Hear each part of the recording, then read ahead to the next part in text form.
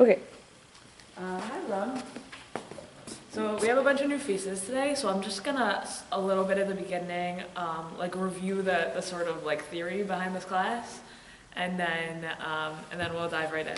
So the idea is to sort of many-fold idea. One is to give people a taste of what it looks like to learn halakha in depth from primary sources with all of its related complexities. So questions over the last 2 sessions that have come up are well, there's all these voices, how do you make a decision? And the answer is right, good question. And the answer is that's why you have traditions of well, how did my teacher make decisions and how did his teacher make decisions? But ultimately we preserve minority voices because it enables us to figure things out when situations get tough. And the other element of it is to say that Kashrut it contains within it all sorts of fascinating ideas about a life well lived. So in our first conversation, we were talking about intimacy and how food and eating is meant to be this opening towards creating intimate bonds with other people, and that we can use that as a way of expanding our community and expanding the circle of people that we love and feel close to by sharing food with people. And that comes through in halakha, as we looked at in the sources about eating meat and milk on one table at the same time. So if I'm sitting across from you and you're eating meat and I'm here eating dairy, what are the halachot pertaining to that? And all of those halachot have to do with our relationship and the expectations of intimacy between people who know each other and who are eating together. And then last week we looked at the rules of bitul, nullification of dry, similar substances. And we saw in there this idea of sort of forgiveness and what forgiveness might even look like. We saw the opinion of the Rush, who says that in a case of, in that particular kind of mixture we were talking about, you have 2 hot dogs and then a third one falls in, you can't tell it apart. And the Rush says you can eat all 3 hot dogs in one mouthful because the prohibited hot dog becomes a permitted hot dog, isur nefach laheter. And that idea of the prohibited changing itself to become permitted in a case of an accident, that's an amazing model of how to think about accidents.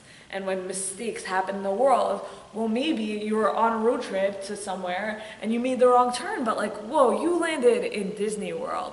This is really great. And that this kind of charge that halakha has, the halakha contains within it this sense of mistakes can be turned for the better and can be forgiven and can turn into awesome things. And so by learning intensely Hilchot Kashrut, we can learn out these totally irrelevant things that are values that are just hidden within the system. So today's shiur we're going to be talking about a concept called Bitul Isser Lechatchila, which is the flip side of last week. So last week we were talking about Bitul, which is nullification, and the kind of forgiveness associated with something spilled in your kitchen, and now it created a prohibited, what might have been a prohibited mixture, but there's an out, there's a back door that is nullification, that says, oh, if it was only this much, then it's okay. If it was in this ratio, then we'll allow it. You brought two hot dogs to Wrigley Field, and then a vendor dropped, there's source sheets in the middle. And then a vendor dropped a third one onto your lap. In some world they would be all right, too bad for you, no hot dogs during the Cubs game. But in this world we say no, we're going to figure out a way. And whether that way is you have to throw out one of the hot dogs, or whether that way is you can eat all 3, just not all at the same time, or whether you can actually just eat all 3 in one mouthful, or whether 2 people, all 3 can be eaten, but they have to be shared. It has to be 2 people who eat them. In any way, there's some element of forgiveness or acceptance of mistake making built into the system. But with that, with this concept of bitul, comes a problem, right? Because with your forgivingness, you've opened yourself up to manipulation. The system has opened itself up to manipulation. So then what happens? So that we'll start with the Mishnah in Trumot, source number 1. Okay, so one important thing is that we have foods that are different degrees of holiness in Judaism. This is almost irrelevant now, but our halachic system has a lot of it because the Mishnah has a lot of it. So if you have something that is truma, which is food that has been set aside for a priest. A non-priest a non-priest can't eat that food. So what happens, the question of this Mishnah is going to be, what happens if truma, if priestly food, holy food, falls into non-truma food? Does it then make everything truma, in which case, now this whole bucket of whatever thing is in that category of truma and now can only be eaten by a priest, which is really a shame because I'm not a priest and that was my bucket of fish or whatever. Or do we say there's room for forgiveness? Or do we say that nullification can transpire in my bucket of fish? And therefore, yes, that food used to be holy, but now I don't know which fish it was that had that status, and so now I can eat the whole bucket of fish. So let's see. And truma is nullified, at least in the context of this Mishnah, in 1 in 100. That's the ratio. Okay, so seah truma shenafla lefachut mimeya. So a seah of truma, it's a volume measurement of truma, fell into less than 100 seah of non-truma, we call it cholin. That's food that anyone can eat. From the word chol, mundane, secular, whatever, however you want to translate that, not holy. Okay, so let's translate this into kitchen kashrut, just for example. So I drop, forbidden, soup made out of treif chicken into my chicken soup in a proportion in which there's no bittul, it can't be nullified. So what happens? You throw it out. Right, you throw it out, right? You can't, there's no nullification, so that whole pot of soup is now treif. That whole pot of soup is now treif. Good. Okay. So that's what happened in your truma, right? It's not that it's treif, it's just that it's now all truma because nullification didn't happen. So a seah of truma fell into less than 100 seah of cholin, but v'acharkin naflu sham cholin. But then more cholin, more non-truma fell in. So now I have the right, in my bucket of fish, whatever it is, I now have the right quantity of cholin, of non-truma food, to nullify the truma that fell in. So, what do you think? I mean, you can read the next two words. But what would your gut tell you in this case? My gut would say it's okay, but I think it isn't. Your gut would say it's okay. So argue that through. Why does your gut say it's okay? Because then it's less than 1 in 100. But I think... wait 1 second, pause. I want to hear your second sentence, right? It's less than 100. If bittul is just this technical thing, oh, my chemical reaction didn't work, but really I was just missing some, and so I poured more of the chemical in, and now I have whatever it is, a volcano that works at the science fair, right? Okay, so now it works, so who cares whether I did it at first or I did it later? It's just a chemical thing, it happened, who cares? Right? So that's option 1. Okay, now what's option 2? Okay, I think the real reason is that the whole mixture became truma. So again, it's less than 1 in 100. Okay, right. So then the question is, at what point does the thing assume the new status? Okay, that's one way to think about it. Usually we assume that that's a very, you really got to the heart of this. We're not even totally going to get there. But usually you assume that the thing assumes its status once you know about it. So once it's called noda hatarovet, you become aware of the combination, and then whatever that combination status is at that moment, that is what sticks. But we're gonna put that aside for now, actually, because we're gonna finish the Mishnah. So the other way to think about it is that it's just, so the option number 1 was it's a chemical reaction and just it's about quantities, and option number 2 is it's not a chemical reaction. It's something that happens if you do it right, but it doesn't necessarily happen, and if you mess it up, it doesn't work. So we have our case. Seah of truma fell into less than 100. More cholin then fell in. Im shogeg mutar ve'im mezid asur.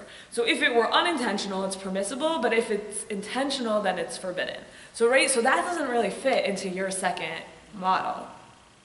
I was assuming it was all unintentional. Right. But here, if it's unintentional, What's the halacha? That's permitted. Right, so it doesn't fit, right? It's confusing. So how do you make sense of this? Yeah. I feel like maybe it's trying to protect the case that if it is intentional and you are trying to fix it, that what if you didn't put enough in to balance out the ratio? Like you might have thought you fixed it, but you didn't. So I didn't follow. Or like, I don't know, let's say like mathematically, if you're looking at like the 1 in 100 and then all of a sudden, hold on. But if you're like, oh, I don't have enough of like okay stuff, so I'm going to add more of it. Mm-hmm. But what if you don't add enough? Like you think that you fixed it, but you didn't add enough to do that. So the minute you're like, so the reason why we don't let you do that on purpose is because we're scared you're gonna mess it up if you're doing it on purpose. Okay, that's an interesting theory. I don't think that's right because the whole thing is based on like you made a mistake in the first place. Mm-hmm. Yeah. Did we have something in the back? Were you guys listening? No. Anyone else? I mean, Yeah. I think just like to begin with, it was an accident, and then like if the accident continues, okay, well everything's an accident. But if you purposely are altering the situation, you're like admitting that, oh, like everything's wrong, and now I'm trying to fix it. Mm-hmm. You're like taking it out of the status of being all an accident. Right. Yeah. Yeah. Boaz. Oh. No, it is funny, but like, do you want to like say or you don't have to. Okay. Question, is this like how does this kind of tie in with this Nadaha Taruvit thing? Like, is it that you didn't know that this thing got mixed in, and then that's why it was an accident? Because you just like, some other stuff then came in? Right? Like, if it wasn't an accident, for sure you knew this mixture happened. Right. In which case, so the question is, how does Beit Chila fit with Nodat HaRovet? And the answer to that is not 100% obvious at all. So you could say, a way to make it all work would be, well, the minute you're like adding more in on purpose, then it was Nodat HaRovet before. So you have whatever it is, you have 98 sayach of truma now. Right, you had like 97 say of truma you had 97 say of cholin and 1 say of truma starting out. They got combined. You're like, uh-oh. But the minute you say, uh-oh, you're no that hataruvit, and then you add more in, there's no way for bittul to work because it's like this whole thing has become truma at this point. Mm-hmm. Yeah. Going along your title of manipulation, there's a really easy way to make a 10% profit here, or a 1% profit, I guess. Now, Yeah. If you could purposely take 100 say of cooling and add a say of Right, I'm a Kohen. You have to eat truma in a state of purity. I don't like being pure. It's really annoying. I prefer to like kill, I don't know, whatever it is, kill animals all day, like in a non-good, whatever. However it is that you want to become impure. There's a million ways. I like walking through graveyards. Let's go with that. I'm a Kohen. I like walking through graveyards. And I don't want to ever be pure. And so, but I have all this truma and it's just like rotting and I want to eat it. So look at this. I have my 100 seah cholin. Let me take 1 seah of truma and put it in. Ta-da! Next. Right? It's a way to be able to ultimately eat your truma as a Kohen when, without having to like fulfill the rules that enable you to eat truma. or even someone who's not a Kohen who has some truma could mix it into non-truma. Right, and then it's like straight up, right? Then you've committed theft. But in some ways it is, right? You are in a certain way always, meaning let's put it into like our normal kashrut world, right? Like, oh, I went to the store and accidentally bought some catfish. It's really cheap. And I want to eat it. How can I eat it? Oh, I'll put it in 1 in 60 into my fish stew. Or I mean, maybe it's solid enough. Maybe it can even be even if it's like really easily confused with some other fish. Like I could probably even do betel barov, right? So it could even be like 2 to 1. catfish. It's like the cheapest fish out there. It's a great way to get more calories, right? But so like you're like in one case, right, you're just straightforwardly stealing from the Kohen by taking his truma. By another case, like you're just breaking the rules and getting away with it, like super easily.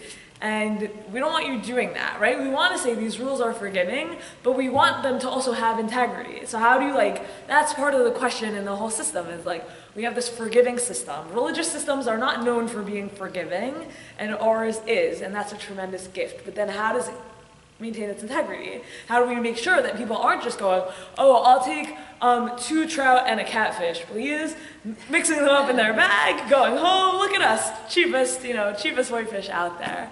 Right? Like, how do we make sure that the system maintains its integrity? And I think that's really what the question is here, is how does it protect itself? So the answer in the Mishnah and Truma is, right, it only works if you did it by accident. The minute you start manipulating the system stops working for you. Which is still a beautiful gift that our law takes into account our own accountability. Only we know if we did it by accident or not. Right, I mean, unless someone was watching you outside, but that's true, yeah. Okay, so let's read the Rambam on this Mishnah. So the Rambam says, so the rule by us is that you cannot nullify forbidden substances purposefully. So therefore we say, if you add chulin, you add non-truma food to the truma on purpose, then that's aser. V'zeh knas mipnei shebital isur. Okay, this is a fine exacted because he nullified that which is forbidden. So what is the Rambam now adding in? What does it mean that it's a fine? He ends up with a net loss. He ends up with a net loss. It also means that there must be a general principle that you can't do this. Right, general principle you can't do this. But what about, does the science of bittul work? Yeah, the ikar and it's fine, but it's just the rabbis are saying no, sorry, we're gonna punish you. Right, the science of bittul somehow still works even if you do it on purpose, but then we say, no, you can't do that, and we're going to protect the system by exacting a fine. That's the Rambam's idea of how this works, is that actually, right, because the Rambam's also nervous that you'll start thinking that bittul is this made up nonsense that the rabbis totally control. So he's like, no, back up. Bittul 100% works, it's 100% real, it is a system with integrity. You combine things of these quantities, and whatever we think happen in those quantities happens even if you're trying to manipulate the system. The system works, even with you manipulating it. However, in order to protect the integrity of the system on 2 fronts at once, I'm going to say the system works, and you cannot, I forbid you, the rabbis forbid you from manipulating it, and we're exacting a fine. So it's a win on 2 fronts for the Rambam. It makes a system that, almost like a scientific system that's coherent and whole, and it protects the system from the outside. Does that make sense? Okay. Okay, so that's the Rambam. So now we're going to look at, this Gemara in Chulin is probably one of the most complicated Gemaras that exist. It is extraordinarily, its counterparts, in Avodah Zarah and elsewhere, are some of the most important sugyo in Kashrut, or in the mixtures of forbidden substances in Tarovet, but also I don't know, I spent a month learning it, so we're just going to look at a few lines and they're not going to make a ton of sense, and then we're going to move on. It's called, the sugya is called Zroa B'Shila, and it's part of a lot of major concepts. But, okay, so I think what we're going to look at is, okay, so we're going to look at the Gemara, and then we're going to, we'll look at half the Gemara, then we're going to look at these psukim that the Gemara doesn't even tell you it's making reference to, and then we'll go back. So, so they learn out that when you combine 2 similar substances, they don't necessarily have bittul, from the following pasuk. Gali Rahmana v'lakach midam hapar midam hasir. So the divine law is expressly stated. This is in Yom Kippur, and he shall take of the blood of the bull and the blood of the goat. Travayu bahade hadade. So they're mixed up together, but one doesn't neutralize the other. It's not oh, all becomes bull's blood or all becomes goat's blood. No, they like maintain their own identities. And that, we learn that out from a pasuk. And we're actually not really going to go into that. But then the Gemara says, "My chazid de gamri mehayach ligmar mehai." Why do we learn it from that? We should learn it from this. Okay, so what is this? This is Roa B'Shela, which is what we'll look at in source 3.5. So in source 3.5, we're talking about what the korbanot of the Nazir.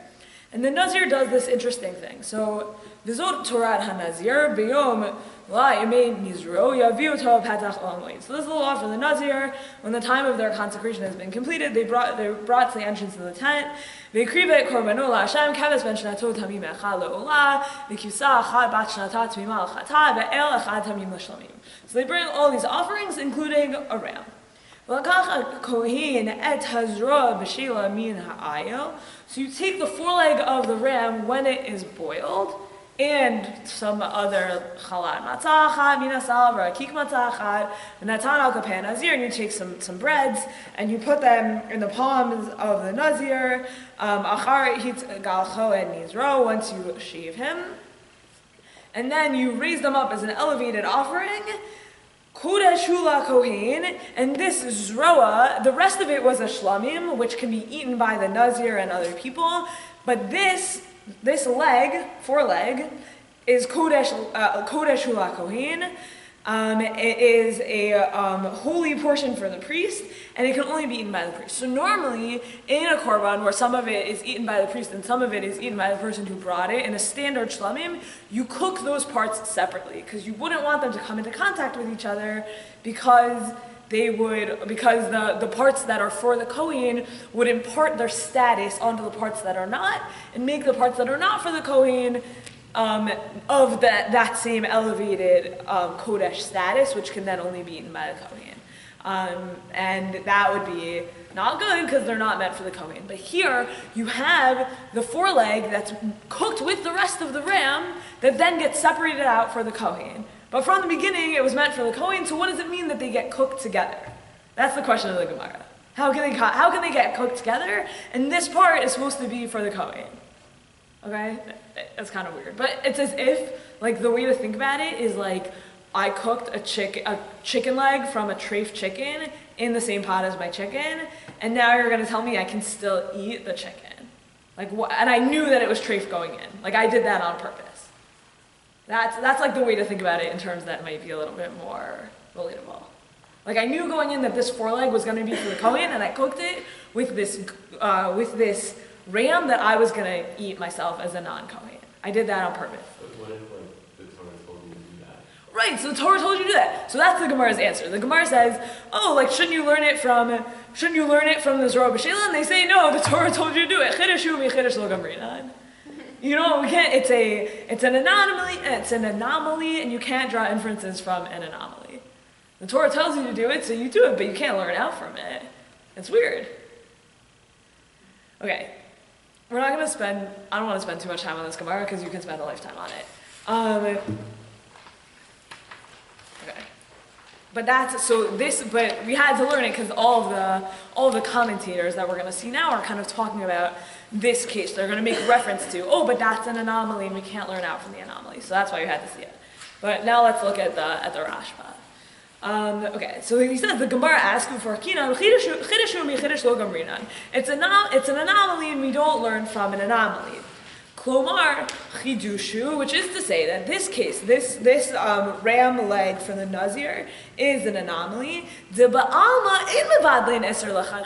in general we cannot purposefully cook a non-kosher thing in with a kosher thing and at the end of the day be like, oh look, bittul happened, which is what you're essentially doing with the leg of the ram. You're saying, it doesn't impart, like in the Torah you're saying, I'm going to put these two things in a pot together. I know that like there's more of this ram than there is just the leg, so like there'll be bittul, and the leg won't impart its kodesh status to the rest of the ram. But you put them in the pot together on purpose. That's a chiddush. So normally you couldn't put them in a pot together on purpose. Should I say that 6 more times? Are people following more or less? I should say it again. No, I'm getting yes. Okay, we're going with yes. Okay, in the Nazir case, I said, this leg is for me, this leg is for you, this body of a ram is for me, and I'm going to put you all in one pot together. So even if there could theoretically be bittul of the leg, because there's way more body than there is leg, but I put them in the pot together on purpose. I don't get to be like, oh look, I have a whole turkey, and look, this little leg, it's non-kosher leg, I'll just stick it in the pot together, and there's way more kosher turkey than non-kosher turkey, so it'll all cook and it'll be great. Like, you don't get to do that. And the reason why we know you don't get to do that is because the Gemara tells us that the Nazir case is a weird case. And in a weird case, then the standard is the opposite. So if in the weird case you can say, I'm purposely doing bittul and making sure that the rest of this doesn't become kodesh, then in a not weird case you can't do that. You can't purposely put, the turkey leg, the non-kosher turkey leg in with your kosher turkey. Okay, I'm getting some more nods now, yeah. Does that mean that this is knas from the Torah?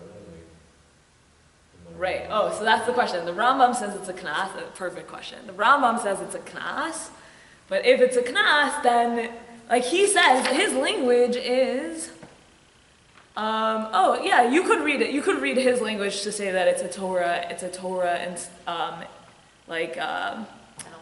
a Torah penalty, thank you. Right, so you could read the Rambam to be saying that. Usually when we have a penalty, it's a rabbinic penalty in order to protect the Torah. But you could say, right, the Rambam is reading this to say that it's to say that this penalty is actually a Torah level. It's the Torah protecting its own system by penalizing people who try and undermine the system of bittul. Okay, yeah? You could say it. Let's keep going, and I think people will address that.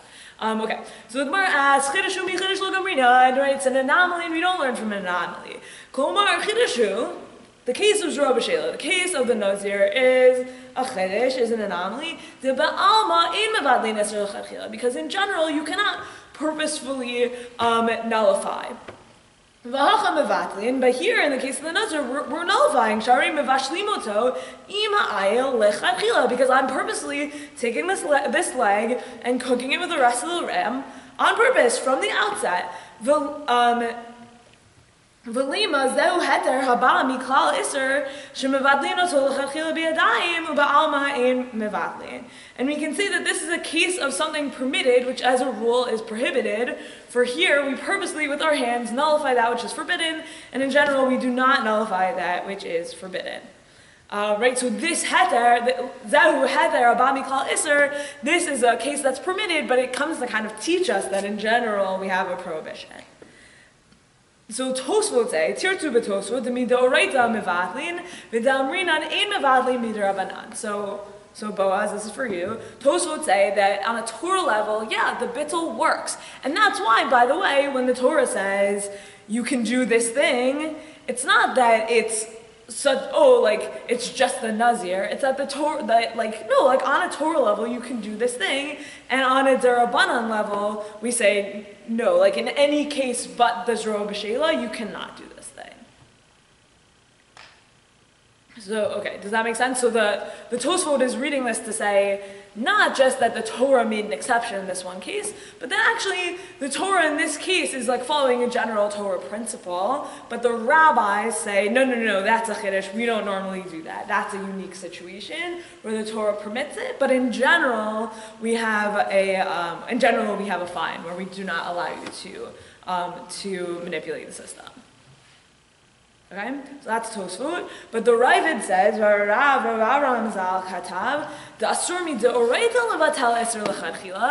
that on a Torah level, you're not allowed. This is what you're suggesting, that on a Torah level you're not allowed to purposefully nullify. And we learn it out from the fact that the Gemara calls the Zerah B'Sheila, the leg of the foreleg of the ram, an anomaly. So if it's an anomaly, then it's a Torah anomaly. The Torah says this is an anomaly, and the Torah means that this only works in this case, and we learn out that in all other cases it doesn't work. And that learning out is not on a rabbinic level, it's on a Torah level, says the Ravid. Okay, so So let's just, to reiterate, the dispute between the Tosfot and the Ravid. So the Tosfot says, oh, this case comes to show you that on a Torah level you can do Bitul Isser L'Chachila, and that you can purposefully nullify, but the rabbi said you cannot, and the rabbis say, no, the rabbis are the ones saying this case of Nazir is unique. Okay, that's the Tosfot. And the Ravid is saying, no, what are you talking about? The Torah, on a Torah level, this case is unique. And on a Torah level, any other case of trying to do something like this would be prohibited. So they're exactly arguing about your question. Yeah? Isn't there like a kind of not clarified point though? Because just because you're not allowed to do it doesn't mean it doesn't work. Correct. Yes. Like the question about like concepts like that. Right, so like, does it work? Correct. Good. Hold that question. That's gonna like hang out behind this whole thing. So let's get back to that at the end, right? Does it work? And then like, what happens from there? And the halacha is gonna take a stance on that in like 1 second when we see the Shulchan Aruch. But you're asking like exactly the bingo questions tonight. Everyone's killing it on the questions. Okay, cool. Okay, so the Shulchan Aruch says, it's forbidden to purposely nullify something that is prohibited. So something that's forbidden fell into a permissible substance, which did not have enough contents to nullify the prohibited thing that fell into it. You cannot add more permitted substance in order to nullify it. Okay, so what's confusing is he added this afilu. So like case number 1 is I can't take my like piece of, we've been talking about catfish, right? I can't take my catfish and purposefully nullify it. That's like the Ur case. That's like the like primary case of Bitul Isser L'Chachila, of purposefully nullifying. And then like the sub case, the like slightly more complicated case would be some catfish fell into my fish stew and there's not enough fish stew to nullify the catfish. Can I add in more fish stew? Do you see the differences between those two cases? Right, one is this very like, I want to eat catfish, like let me eat catfish. And one is like, shoot, this thing happened, can I fix it? I think those feel very different. Like, is anyone inclined to be like, in case number 2, like, yeah, maybe you can fix it. Like, right? Is anyone feeling that? It's very big. What's the threshold of like what if like you have like 2 catfish and 1 tilapia? Can you fix that? Like. So no, I think the answer is like the minute you know that you have 2 catfish and 1 tilapia. I don't know, but like if you were to allow those, what would be the threshold? If you were to what? If you were to allow it. Oh, to allow it. Oh, I see. That's the problem with number 2. That's what you're saying, right?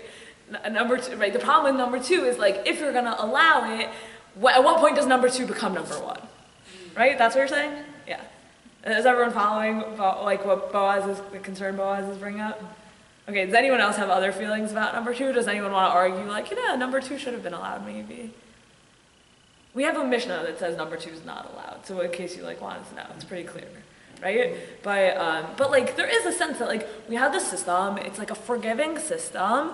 Like, oh, I'm like allowing the system to be more forgiving. Like, look at me. Like I'm doing a chesed. Like that's like not at all how it works. But right, but like it could be, like you could think about it like that. Like there's a value in the system. You don't want to waste food, let's say. So for sure. You just add 1% more and make it okay. You're not wasting food. Right, I was teaching a group of people on Monday night, and one of the things we were talking about was that, like, in every area of halacha, like, being machmir on one thing leads to being mekel on something else, right? So, like, I'm so machmir on kashrut that, let's say, like, oh, I don't even, like, bittul might have happened, but, like, I don't follow that. Okay, but then you're violating bal tashchit, right? So, like, in every area, like, you have this kind of, like, balance, or, like, in nida, like, oh, I'm so careful about nida, but, like, what about shlom bayit? Or, like, what about some other, or puruvu, or, like, some other, like, value that kind of, like, works in the opposite direction from it. And that's, like, a nice thing about halacha, that, like, it has these, like, tensions that it carries within it. Okay, yeah? I'm thinking about the 9 days. Mm-hmm. You buy cranberry juice, which is pure juice. There's other juices in there. There's apple juice. There's a little tiny bit of grape juice to give it flavor so it's not so sour. Mm-hmm. Is there a percentage small enough that you could have it under the 9 days? Oh, of the grape Of the grape juice. juice. Like you call the company, what's the percentage of grape juice in here? Oh, that's interesting. I'd have to think more about that. There's like a bunch of complexities to that question, so I'm gonna sit on it. But it's an interesting question. I'll think about that more and get back to you. Because right, it's like how careful are we about those rules? And then that's all complicated. Okay, fine. To be continued on that. Okay, so we have case 1, we have case 2. So now we're like sitting in case 2 still. Avaru bitlo. So you violated the law and you nullified the food. So your catfish fell into your fish stew. You added more fish stew. Now that's the case, right? Now I go to the rabbi, say, Rabbi, I did this thing on purpose. What do I do now? Like you're going to the rabbi, you feel a little bit of remorse. Or you didn't know, whatever. No, I think you do. So you violated one. Oh, it's actually you violated 1 or 2. So avaru below is I want to eat this catfish. Let me put it into my thing. Number 2 is some catfish fell, or osheri ba'alav, meaning catfish fell into my stew and I added more stew to it. Im b'shogeg, if I did it by accident, mutar ve'im b'mezid, and if I did it on purpose, then asur lemevatel atzmo, I cannot eat the food myself. Im hu shelo, if it's mine. And similarly, if I did that for someone else, so I'm a chef in person X's house, and I did this, person X cannot eat the food that I did this to. And the Ramah here says, and I similarly cannot sell it to another Jew, because another Jew should not, that I should not benefit from my nullification. Well, it's actually ambiguous. It's either that I should not benefit from my nullification, or that another Jew also should not benefit from my nullification. But the Shulchan Aruch doesn't have that. So the Shulchan Aruch would just say, I can't do it for me, and I can't do it, and if I'm the chef in your house, or like I was cooking a Shabbos meal that I knew you were coming to, and I did this, then you can't eat it at that Shabbos meal. But l'shar kol adam mutar. For another person, someone who's not me and who isn't the person I intentionally did this for them it's permitted. So how does this answer your question, Boaz? What does the Shulchan Aruch say to your question? The question of like, did it work? It did work. It did work, right? It's for other people, it's permitted to eat. But that's like already, like that's already clear condition, right? Like it's showing it works, so. No, but maybe. Oh, you're saying because you did not purpose it. Here's the case of Mezid. Case of Mezid, Shulchan Aruch says you can give it. I was cooking for me and for Marilyn. I did Betzal Isser L'Chadchila. I purposefully nullified catfish into my stew. That was for us. I can't eat it. I can't give it to you. But I now have this food. So I say, let me give it to Sarah. And Sarah can eat it and enjoy my fish stew that has catfish in it. No, but it still doesn't tell you whether the knas was done right or not. Correct. But it does tell you that the bittul still works. But the Shulchan Aruch is also being practical. I mean, it's saying, like, we can't walk around saying, like, I'm not going to eat anybody's food that I know because you could be manipulating it and I can't trust you, and therefore I can't eat your food. So, like, I kind of like what it's doing. It's saying we live in a practical world. You didn't eat it because you intended to give it to them, not me, and I happened to come upon it and eat it. So, like, this is not, like, I am not now committing, a halachic crime. Yeah, and we're going to talk more about trust next week. And that whole, how that plays out in halakha is like totally fascinating. But, right, so that's definitely like a strong perspective on it, is like, there was bittul. Bittul works. I think in order to see this, he needs to say that the knas is Rabbanit, but you could probably argue it both ways. And the way to find out is to look back in the Beit Yosef and see how everyone lines up. And I have not done that recently, and I don't remember. But I can do homework for you also. homework for both No, of the you. issue with someone, Yeah. for someone else as opposed to the person who did it is fairly common elsewhere. I mean, it's not even for Shabbat if you cook something on Shabbat. Its effect on you is different than the effect on someone else. Right, and it's like a standard part of a knas. Like it's a standard. It's like exactly as you're saying. Like this is a halacha creates fines that look like this in multiple places. Exactly. So we see it similarly in Hilchot Shabbat as well. Yeah. When we try and we're trying to like convince you not to do something, to say like, oh, if you do it, you won't be able to get benefit from this thing anymore. Yeah, like that happens a lot. Yeah, sorry. I don't know, maybe I'm just looking at it a certain way, but I'm seeing a possible loophole of like, if it's permitted to any other person, like, what could stop you from like selling it to like a trade restaurant and you get a profit off of it and they sell it to like whoever? Totally. No, that's just the issue of having benefit from it. Yeah, why is Give it it to someone else. But if I sell, but can I be, one second, can I be a catfish salesperson? Can I sell catfish to non-Jews? Yeah, yes, absolutely yes, right? I can deal in treif, right? The Torah says exactly, when you have an animal that's a nevela, what are you supposed to do with it in the Torah? Give it to a non-Jew. That's not just like you're allowed to, that's like you must, right? So to say like, oh, I'm getting above and beyond, I mean, not, when I sell it to a non-Jew, I'm not getting any benefit from my bittul. Let's actually, comes up here, which one of these is about that? You're getting a benefit. But not from the business. Not from the bittul. I'm getting benefit from being an owner of catfish. You're not really getting a benefit, though, you're losing money because So you're with providing for the your from travel, Iran it's more selling it, expensive. you are getting benefits and doing something you're not allowed to Only do. it's not the Jew. Okay, let's go to source 8. Let's go to source 8. It's exactly, the Shach has your question, so let's see it inside. We'll come back to 6 and 7. Okay, the forbidden thing, let's call it the catfish, was permitted in getting benefit from it, i.e. I could be a catfish salesperson, but it was forbidden to be eaten, and by adding trout to it, right, I now have gained because because my catfish is now permitted to be eaten. So the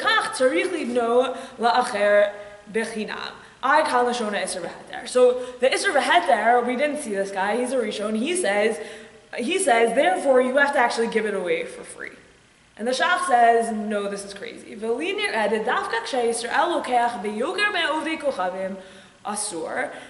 the Jew is going to buy it at a higher price than a non-Jew, because, right, kosher chicken, non-kosher chicken started out the same chicken, but like being kosher, it like became 6 times as expensive or whatever.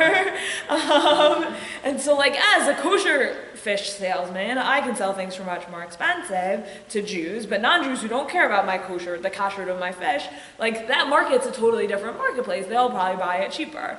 So if the Jew is going to buy it for more money than the non-Jew, then it's usher to sell it to the Jew.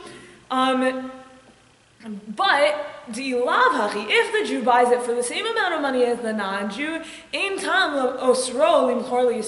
there's no reason to prohibit selling it to a Jew, because my bad actions had no ramifications. Meaning that the Jew and the non-Jew will buy this fish, this white, white fish, from me for the same price, then the fact that I did Beit L'Chachila I haven't benefited from it because I could have gotten the same price. I see you, Kathleen, 1 second. Did I just get your name right? Okay, cool. I could have gotten the same price from selling it to a non-Jew and everything would have been totally fine and my bad actions of purposely trying to nullify had no ramifications. And so he does this like hilarious thing where he says, what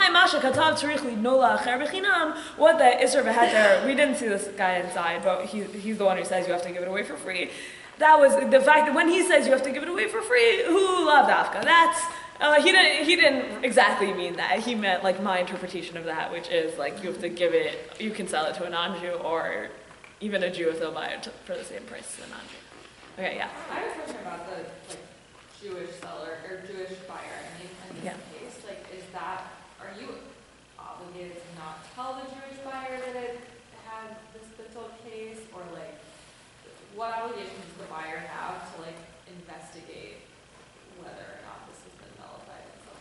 Totally, it's a great question.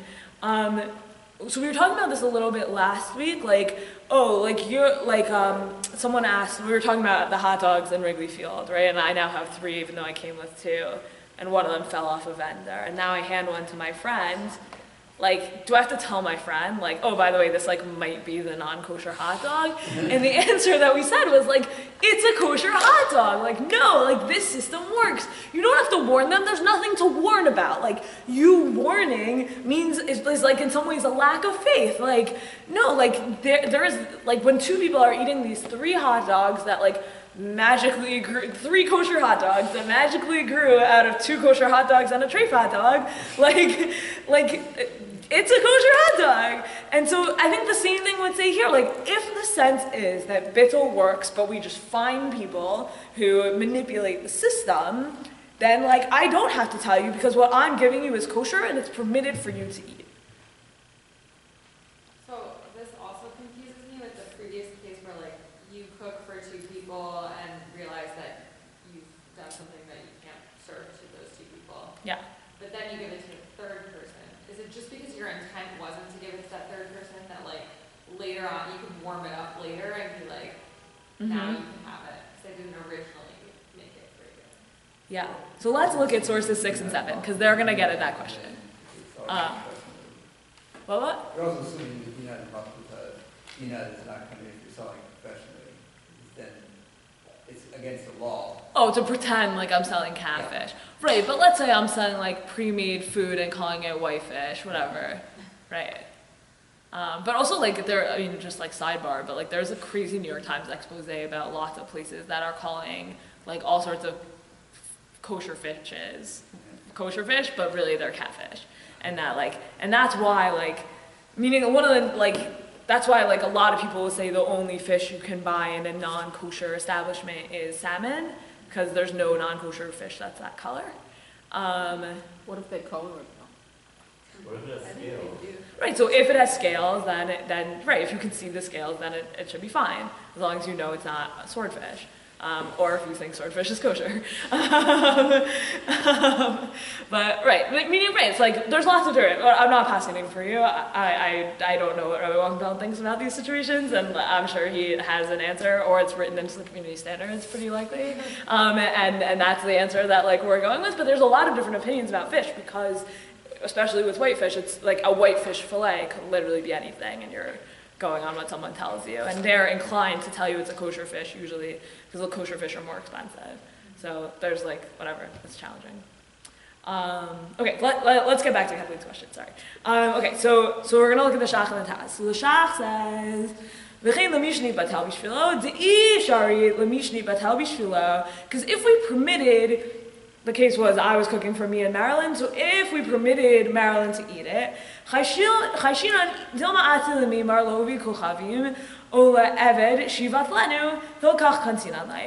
the concern is that I'm going to tell someone, I'm going to tell my non-Jewish servant to like purposefully nullify a mixture. So we've just made the fine like a real fine. Like, it's not just that I can't eat it, right? Because if a non-Jew does bittul, it doesn't matter. They're still a non-Jew. They can eat treif food. Who cares?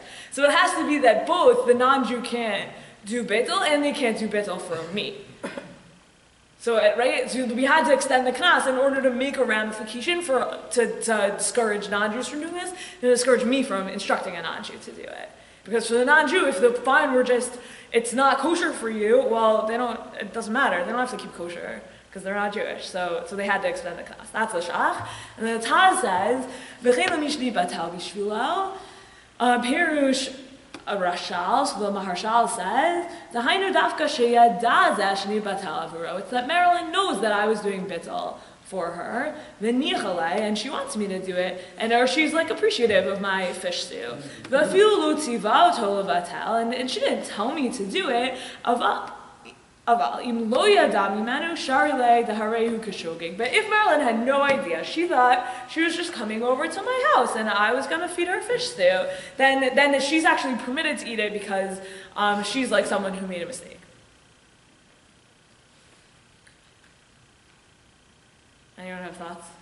She found out before she went. if it was like she knew I was cooking for her and one second. Yeah, if she found out like before and was like, oh yeah, this is great that you nullified for me, then that would be bad. But if she didn't know before and then it was like, oh yeah, by the way, I did this thing, like it's okay because it was just an accident. Or is it subjective? Is it like, if the spoon was halfway to her mouth and she found out and she was like horrified by it but she didn't want to embarrass you, then she could eat it? Yeah. As long as she's not happy about it and appreciative that you did it for her. I think the Taz would say that, yeah. Right, she's not appreciative that I did it for her. But that seems key, right? There is, like exactly as you said, like the subjectivity to it is very, very interesting. So I want to look at one more source before we're like done, but it's kind of like the more practical thing, which is just like fascinating. But I just want to zoom out for 1 second. So we have a system that's forgiving. We want to try and protect the system. So we say, oh, well, this system, like it's always forgiving, but if you manipulate the system, we're going to fine you. We're going to like make it really hard for you. So just like in terms of like the general, like trying to make there be kind of like life takeaways from here, I think like what it does that's so elegant is to say like, yes, like have like good midot, like be like soft, be human, be like malleable, but like that doesn't mean that you have to like let people walk all over you. Like the minute people are like, oh, Leah, she's a pushover, let me like push her over. It's like, no, there's value in being vulnerable. There's value in being a soft person, but there's not value in people then like manipulating you because of those things. There's value and strength in weakness or in flexibility, but the minute that people start manipulating you because of that trait about yourself, like then you're in trouble, and then it also hasn't gotten you anywhere. So to be on the one hand like soft, vulnerable, flexible, and and like with that same hand to like protect and feel protective of that vulnerability, to protect it from manipulation, like that's like a really but to still stay like a soft person with integrity in that softness, like it's a real like Bitzel really works. There's like a real softness to the system. And it kind of has a little shell around it that protects it from manipulation. Like that's actually like a challenging way to be, right? To say like, oh, look at me, like I'm so vulnerable, but like if you cross me, I'll bite you. Like, right? Like I don't know how like real that vulnerability is, right? But to say like, no, I'm like really vulnerable, and somehow this like thing that like stings you a little bit when you cross me, like that's actually like an outside thing. That's a knas that's like a totally different layer, and really here I am like on the inside like deeply vulnerable. I think like I don't like I've met people who have those two character traits together in a way that really works, and it's like a really beautiful thing to see because it's this like soft, vulnerable like strength, and I think like this system sort of like has it also. I don't know, like are people resonating with like what I'm trying to say here? Okay. I'm starting to think we should eat shellfish. It's soft on the inside. Yeah, and it's like genuinely soft on the inside, right? I mean, I don't know, I honestly don't know that much about shellfish, but like, right, like it's not like, oh, like, and then you poke the inside and it sprouts spikes. Like, it's like, no, like the inside's genuinely soft, but it comes with a shell, and the shell does good work. I want to look at the Beit HaShulchan just because this like plays out in industrial kashrut in a big way. So right, most of the factories in America that are producing food are not owned by Jews, they're not run by Jews. So like what does it mean when like we say there's kosher food, you can't do bittul iser lechatchila? Well, like how does that play out when a non-Jew does bittul iser lechatchila? So I just want to look, the Beit HaShulchan, he's still alive, to the best of my knowledge. He lives in Brooklyn. He wrote this work in around 1990. The Beit HaShulchan is an amazing work because he's essentially trying to be, the Mishnah Berurah is only on a quarter of the Shulchan Aruch, it's only on Orach Chaim, and he on Yoreh Deah is right, it's another quarter of the Mishnah Berurah. Like he's basically, of the Shulchan Aruch, he's like doing the Mishnah Berurah's project, but on Yoreh Deah. So it's an extremely valuable resource, and when I bring my Sfarim into my office, it will be there. You can come take a look. They're very strangely, they're like square books though. It's a very strange decision. Anyways, okay. Okay, V'hani mili shebitlo Yisrael bishvilo. So we saw this in, who's he commenting on? Okay, I forget. Oh, he's commenting on one of these Parshanim, I think. Okay, anyways, okay. All this applies when a Jew did the nullification for this person. But when a non-Jew does this nullification, so for example, a non-Jew sees that a piece of meat falls into a pot of dairy of a Jew, that doesn't have 60 times the piece of meat, so it can't do nullification, or some other kind of prohibition that fell into any kind of pot of food, and the non-Jew knows the rules of bittul so well that he added to the pot in order to effectuate bittul on this prohibited item, mutar. That combination is permitted. Because the non-Jew didn't do anything prohibited because it's all permitted to him. And from the Jew's perspective, the Jew did not command him to do that. So we saw in the shach that you can't say to your non-Jewish chef, do bittul for me, and then I'll eat it, and that's why, and in order to prevent you from doing that, the Shulchan Aruch says, for the person who it's cooked for, that person also can't eat it, right? We saw it in the shach. So he's saying, oh, but what if the non-Jew does it without any instruction? So then the Jew can eat it.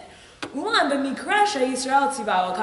if the Jew told him to do that, and the Jew purposefully violated it in this way, so then it's for sure prohibited to the Jew, because it's as if he nullified it on his own. Okay, so now he's going to have his, what he calls biurim, his expansions on this. So he says, so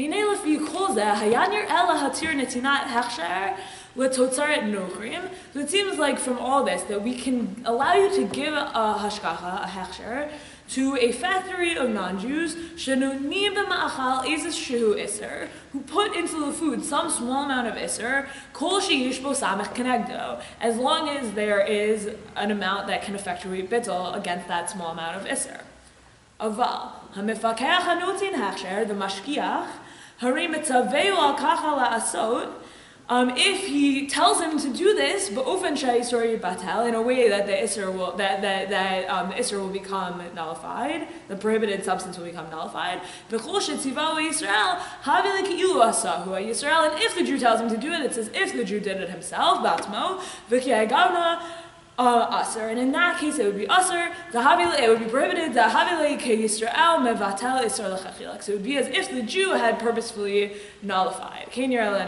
This seems like is the case in my opinion. So, if a company that produces cookies comes to me and says, Leah, we would like you to give a hechsher to our cookies.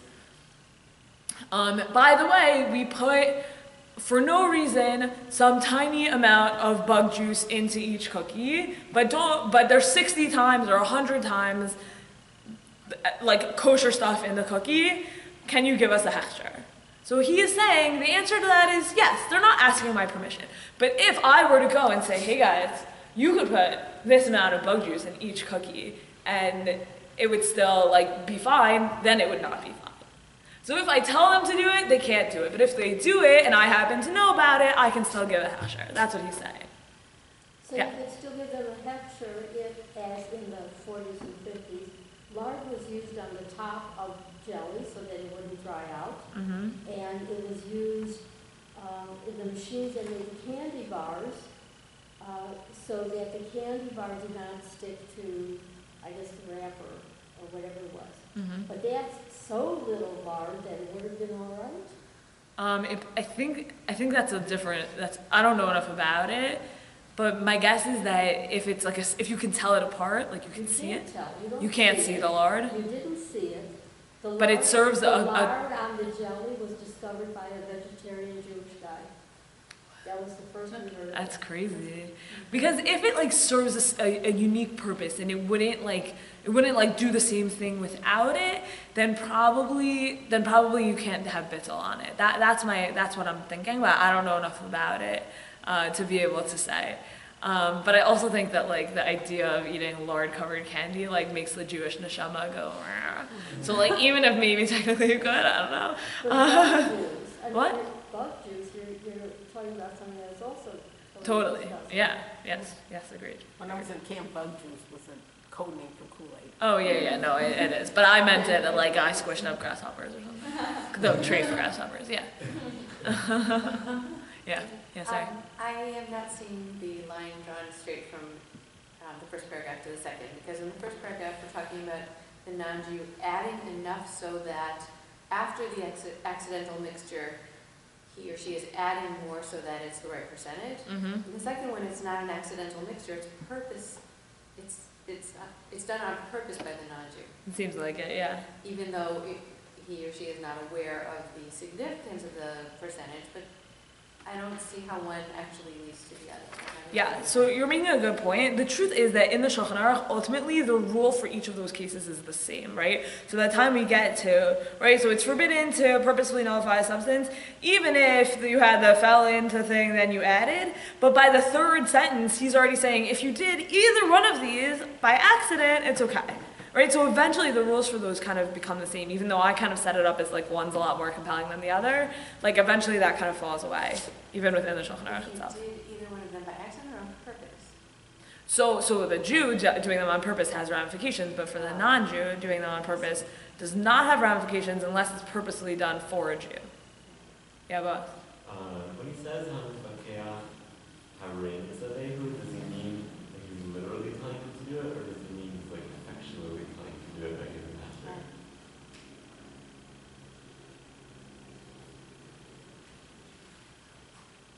I think I have to look at what happens in that ... I have to review what happens in that ... But I think he says, like, you have to really avoid any smidgen of a possibility that you're telling him to do it. Okay. But the fact that you know about it doesn't mean that it's impossible for you to give a hechsher. You couldn't say like, just keep the percentage under 160. Right. So I don't think you would want to get. I don't think he would say. Maybe that would be like telling them to do it. Right. Like giving them hints about how to do it right. Like I think that would be a no. But it's like, oh, I happen to know. Yeah. So this seems like there's kind of a problem here, because it seems like if you know about it, you can't mention like, this isn't okay for future reference. Mm-hmm. Like you have to like not say anything and let them keep doing it that Yeah. way. Yeah. I think that's exactly right. Okay. That seems- It's weird. It's super weird. I don't even know whether, practically speaking, people do this. Like, I don't know whether, like, Kashrut organizations rely on this at all. They don't really. Almost all Kashrut organizations, we have a policy that essentially they don't allow anything in, period. Right. Within, I mean, some of the things that would obviously be negligible. They Yeah. also have had problems because of, things that aren't really related exactly to Kashrut, involving people reading labels. If they have allergies, there's a problem there. Mm-hmm. If there's some very small quantity of something in there, which wouldn't go in the label, but we call someone, for example, you have a milk allergy, Right. and the thing is, as far as Laka is really, it's going to be hard Right. to say it's made with. But it has to say it milk or contains something like milk. that. Yeah, I hear you. That's like a Problem. confusing thing. Okay. Shkayach, we're done. We're actually 10 minutes over, which I don't like to do, and I'm sorry about that. But thank you all so much for coming. We'll be back here next week for the last one. Yeah, I mean, in 4 sessions, you will not have learned all of Hilchot Kashrut, but hopefully it sparked your curiosity. That's great stuff. All right, thanks for coming. Thank you. Can I go back to